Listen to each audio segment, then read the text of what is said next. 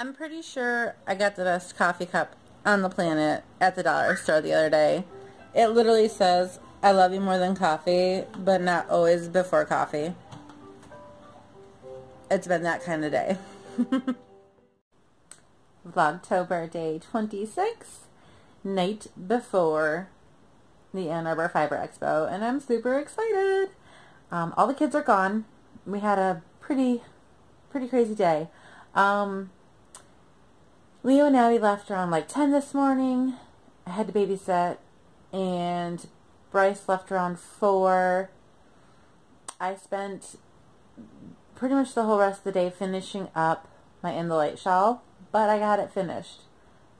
Barely. Once the girl I was babysitting for left, I had a whole bunch of running to do tonight. So I had to have it finished before then so that I could start blocking so it would be ready to wear tomorrow morning. It's like halfway dry, so I think we should be cool. But I worked on it. Like, I didn't start working on it first thing this morning. I think I started maybe around like 10 because I was totally slacking and I didn't have enough coffee yet. May have been 9:30, but I don't know. I'm like, oh, I only have like 1 row left of the pattern to do. It shouldn't be that bad. Well, yeah, I had 1 row left of the pattern to do, but then I had to do the applied border, and then I had to make all the fringe, ripping it apart, and then I had to tie all the fringe pieces so they won't come apart. Thankfully, I don't have to sew in any of the ends. So after I was able to tie off the fringe, I got to soak it. I did end up using one of those little wash balls. I don't want to call it that. What do you want to call it? Like a wash soap bar from Cat Sock Fibers? I can't think of what she calls them. Anyway, we'll wash bar. We'll go with that. And it seemed to work really well. It's not really scented or anything, so a lot of the natural sheepy smells still come through. And I have a lot of it left. I mean, I had to use quite a bit of water to submerge this gigantic shawl. Mine turned out really huge. But I really didn't use a whole lot of it, and it seemed to work really good, so I'm pretty happy with it. I'll probably pick up some more tomorrow if she's there. I gotta double check, but I'm pretty sure she's gonna be there. And I think I saw a post on Instagram where she may have started her own podcast, so I'll have to check that out too. But anyway, I finished it. Oh my gosh, you guys, I finished it probably around 4 o'clock. Yeah, probably around 4 o'clock is when I finished it, because I was still tying it off around 3:45 when Bryce was getting ready to leave. So I finished it, tossed her into soak, and then I had to immediately start getting everybody else ready, because I was still in pajamas. And, like, you know, messy bun hair today, because that's as far as I got. And look at this.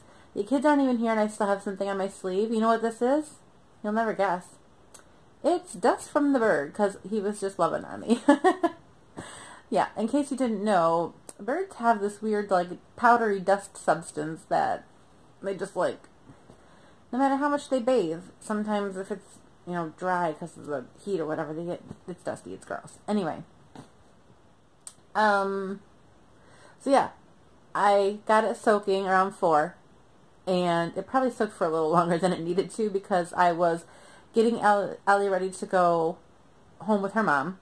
I had to pack the twins for their overnight stay with their great-grandparents, which 2.5-year-olds for an overnight stay, 2 of them, is insane.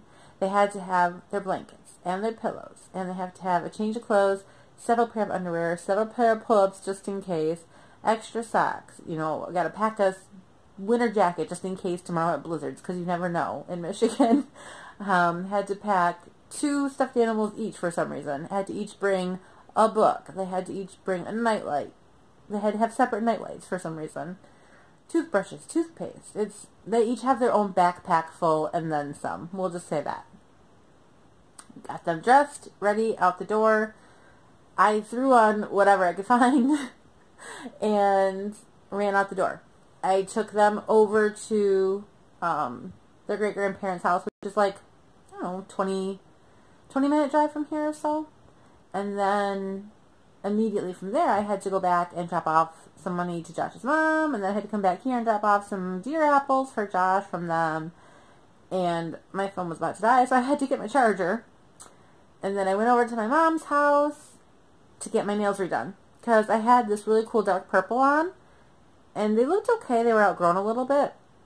They're gel nail polish. She's got a whole thing from when she used to do them.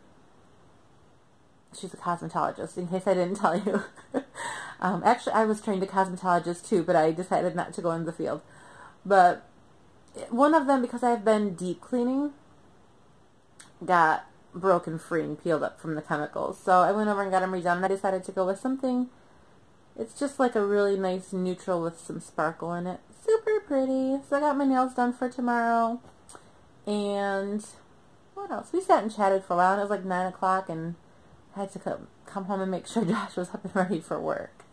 So that's about all we got going on today. I should probably start on $1 million projects I've got to do, but I think I'm going to have a facial and a bath and just relax and go to bed early, because I don't have any kids here. And that's a very rare, like, blue moon kind of situation. So I think I'm going to take full advantage of that and enjoy it. Because I don't get to very often, so may as well. Okay, so something I just wanted to mention really quick is I've been doing the In the Light shawl cal. I think it's called the In the Light cal, which is being run by Lacey of the Knitted Cupcake and Chevy of Chevy Rell's Stuff Podcast. It's a fantastic pattern. It was so much fun to make. Sorry for the shakiness. It was a lot of fun to make. I'm quite obsessed with it. I cannot wait to wear it tomorrow. I hope you guys, if any of you are coming to the Fiber Festival tomorrow, and you see me, I'm probably going to have my hair down, and I'm going to be wearing my shawl. It's green, gray, and then like a rainbowy color with lots of fringe. I have no idea what else I'm wearing. I think maybe like a black sweater. But if you see me walking around, please come say hi, because I tend to do one of those, oh, look at the yarn. Do you see the yarn? And I don't see people around me. So I apologize if I don't notice you, especially if I know who you are. But please come say hi if you see me, because that would be so much fun to see all you guys there. But anyway, the shawl itself, like I said, it was a great pattern, fun to make. It was terrifying at the end. Terrifying. And not only terrifying, but it kind of pissed me off. And it was also satisfying. Are you confused? Because I'm still confused on how I really feel about it. You do all this work to do this applied fringe border, and then you have to rip it out. And the only thing that's like holding it in place is like, I'm pretty sure it's the knit two together that keeps it there. I don't know.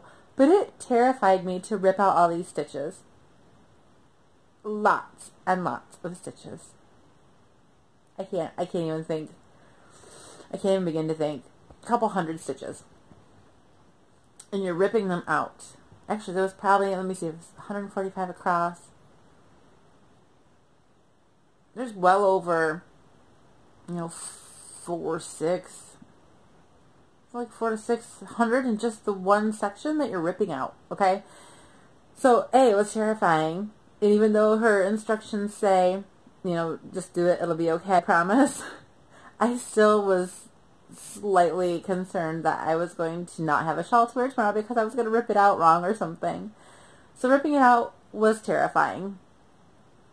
Not only that, like I said, it kind of pissed me off because I spent so much time putting all those damn stitches in. I didn't want to rip out all my work that I had just done. Literally, I just put on that whole applied border and then I ripped it out. It felt slightly awful, but at the same point in time, when you rip it out and it stays there and it makes fringe that, like, is the same as the rest of your project with the colors change up, it's intensely satisfying to watch it just go perfectly fade with the rest of the shawl. So, like I said, there's a slew of emotion that comes along with this in the light shawl that you're not going to expect until you hit this point, unless, I mean, you're a normal person and you just think, well, it's part of the pattern, and you do it, because that's probably how most people feel. But I was very emotional about this project at the end, so I'm in love with it.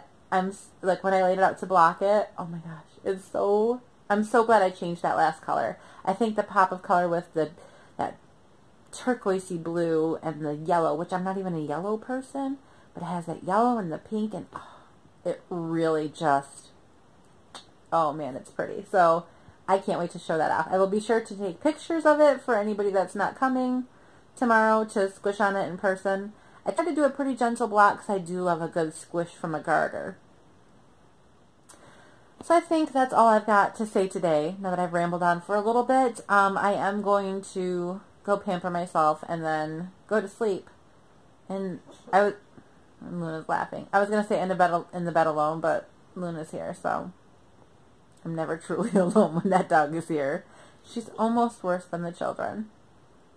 I say she's laughing. She's barking in her sleep, but it sounds like laughing.